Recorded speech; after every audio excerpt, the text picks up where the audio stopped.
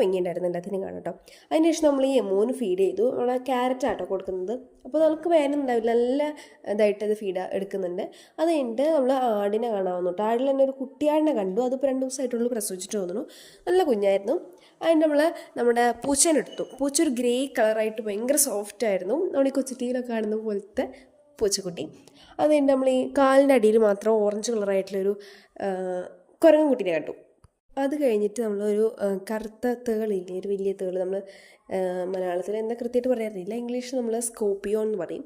ആ സാധനത്തിനെടുത്തു. ആൾ ഭയങ്കര പാവാട്ടോ, അങ്ങനെ ഒന്നും കാട്ടൊന്നുമില്ല. അതിൻ്റെ നമ്മൾ മറ്റേ മുള്ളമ്പന്നിയുടെ കുട്ടീനെടുത്തു.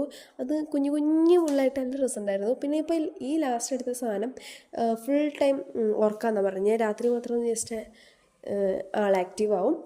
അപ്പോൾ എടുക്കുന്ന സമയത്തും കുറച്ച് പാവമായിട്ട് ഇങ്ങനെ ഇരിക്കുകയായിരുന്നു. അങ്ങനെ ബാക്കിയുള്ള ജീവികളെയും കണ്ട് ലാസ്റ്റ് ഒട്ടകത്തിനും ഫീഡ് ചെയ്ത് നമ്മൾ നടന്ന് പോകുന്നു. അപ്പോൾ അത്രയേ ഉള്ളൂ. ബൈ.